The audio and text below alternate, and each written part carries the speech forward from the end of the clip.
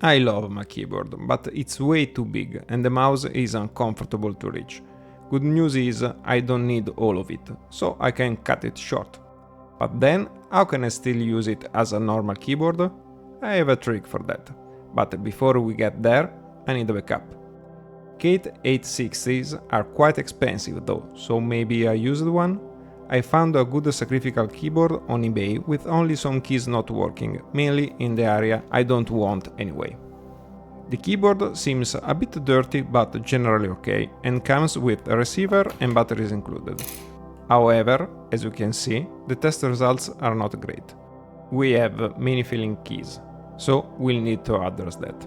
Let's start by opening it. First, we remove all the screws, including the ones under the rubber feet and the label. Then we can pry it open. We disconnect the cable to the power switch board and we have the top half on its own. The control board is easy to remove and it seems fine. But now we are left with a bit of a problem. The metal back panel is fixed with a bunch of plastic rivets embedded in the case body. It's a solid construction, but we'll need a way to access the keyboard membrane underneath it. I first tried with fire, but there were too many rivets. So I ended up simply snapping off the heads. We'll figure out later how to keep everything in place again during the final assembly. Once all the rivets have been decapitated, we can remove the metal back panel. And then the real keyboard from the case body. Removing the keys is quite simple and there is low risk of breaking them. The same is not true for the key hinges. The internal part has pegs that are very easy to break. Guess how I know?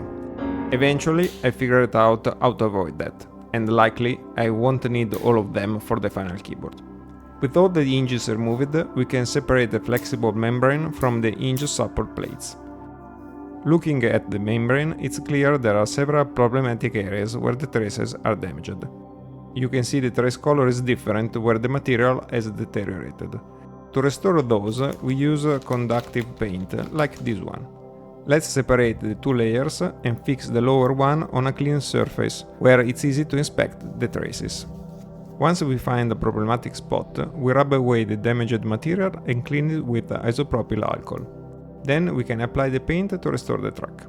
In case of error, you can always wipe it clean and start over.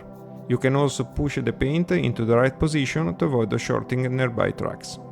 Once the paint is dry, we can test with a multimeter if it's working as expected.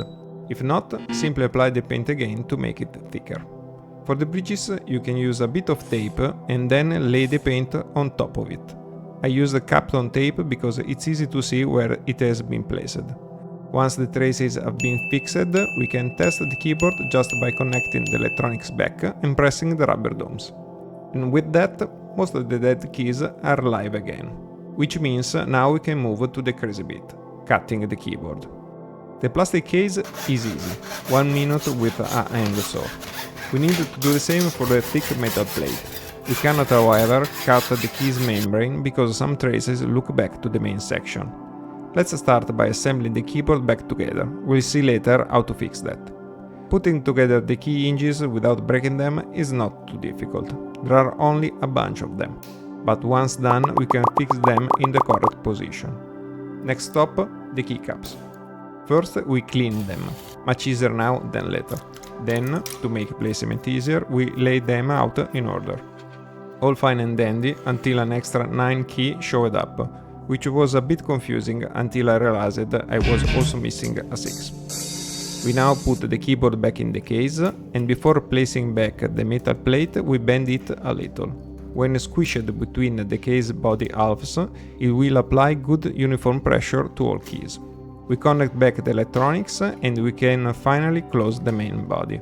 We just have to make sure the two halves click together and place all the screws.